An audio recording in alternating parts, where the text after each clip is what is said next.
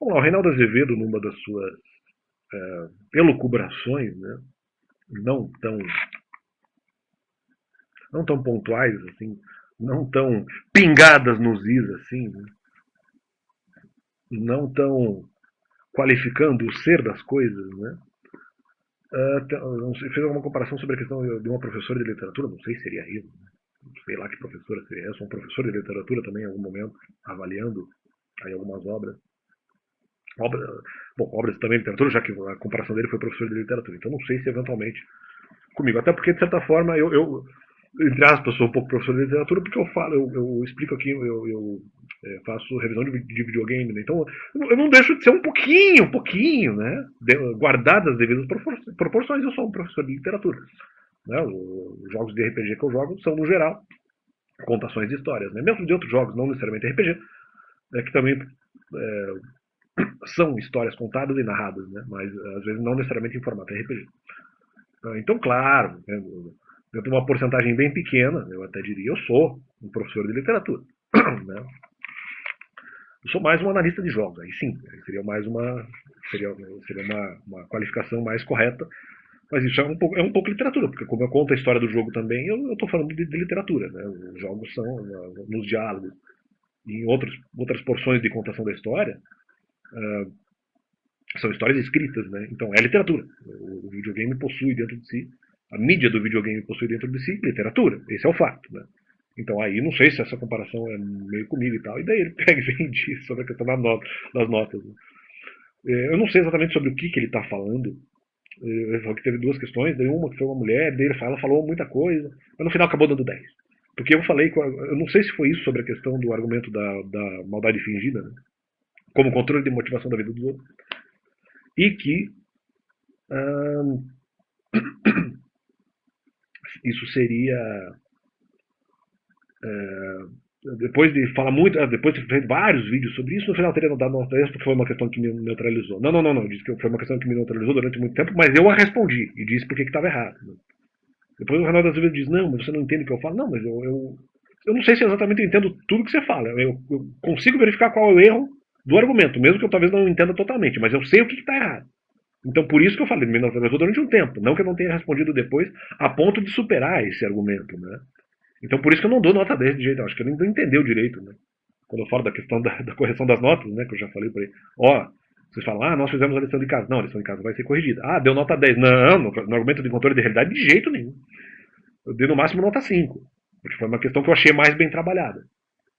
Eu já vou falar sobre a segunda questão, que a nota seria menor, na verdade. Que eu não acho que foi uma questão bem trabalhada. Mas essa questão até realmente eu achei bem trabalhada, mas eu talvez com mais velocidade consegui. Apesar de ser bem trabalhada, eu consegui com mais velocidade, mais presteza é, resolvê-la. Mas ainda assim levando bastante tempo. Levei, se não me engano, ali 4, 5 meses para resolver. Mas a questão da maldade fingida, ela tinha dois problemas essenciais. Ela tem a questão da mudança de comportamento para quem essa maldade é lançada, que ela pode até gerar o enfrentamento da maldade fingida pela pessoa que é má, pode até gerar uma mudança de comportamento, mas tem outros métodos. Então já é o primeiro problema. E o segundo problema, né, e o segundo problema seria de que se a pessoa é má e ela fica enfrentando uma maldade fingida, o simples fato de ela enfrentar a maldade fingida, em não havendo mudança de comportamento, não garante a sua salvação. Então a maldade fingida não é eficiente para isso. Né? Ela só é eficiente se ela gerar, entre aspas, mudança comportamental. Só que a mudança comportamental também pode se dar por outras formas. Então a maldade fingida não é necessariamente, não é um bom instrumento para isso. Se a pessoa não muda de comportamento, a maldade fingida não adianta nada. Né? Não adianta rigorosamente nada. Então, esses são os dois problemas, são os dois pontos para cá. Nota 10 não, nota 5 para a questão do enfrentamento da maldade fingida e do controle de realidade, porque são métodos menos eficientes, seja de mudança comportamental, e menos ainda para garantia de salvação. Então, eu já havia explicado isso, já foi feito vídeo no canal. Falei, não sei se falei sobre a questão de qual é o efeito da maldade fingida para terceiros interessados, falei sobre qual é o efeito disso para a vítima e para a cabeça da vítima, e é isso aí.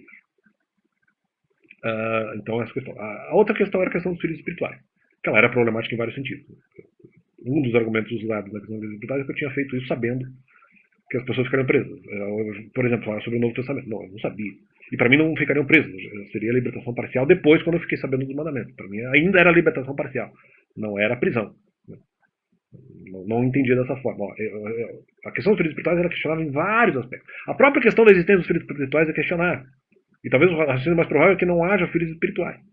A ponto de que a minha responsabilidade seria, inclusive, de ajudar pessoas que não são filhos espirituais. Então isso também era uma pressão sobre mim. Né? Mas isso não é, nem estou respondendo o Reinaldo Azevedo exatamente, estou respondendo ali mais a Neto, mais outras pessoas que eventualmente lançaram esse argumento. A questão que eu já havia respondido, a própria questão da prisão, de outra maneira, eu já havia respondido essa questão. Né? Então o argumento foi repetido, a acusação foi repetida. Né? Isso era outro problema. Tinha mais uma questão, não lembro agora qual era.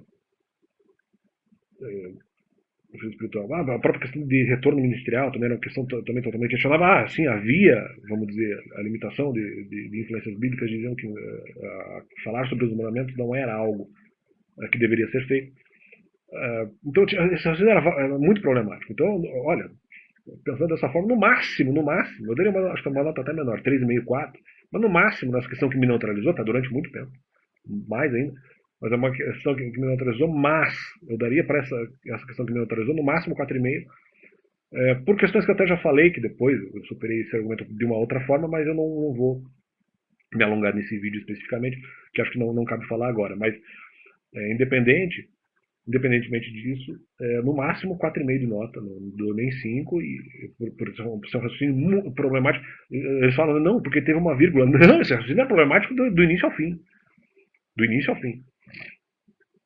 Esse raciocínio era problemático em vários pontos, em vários aspectos. Que eu sabia, se não sabia todos, sabia a maioria. E não concordo com a figura de Reinaldo Azevedo. E não daria 10, ele falou 9,5 porque teve uma vírgulazinha errada. Não, teve vários problemas. Esse argumento teve vários problemas, então daria aí no máximo 4,5, para não dizer 3,5, 4, são essas notas que eu daria, como professor de literatura, para essas duas questões difíceis lançadas aí sobre a minha pessoa e que eu tive que responder aí no canal. E é isso aí. E Deus é bom. Valeu.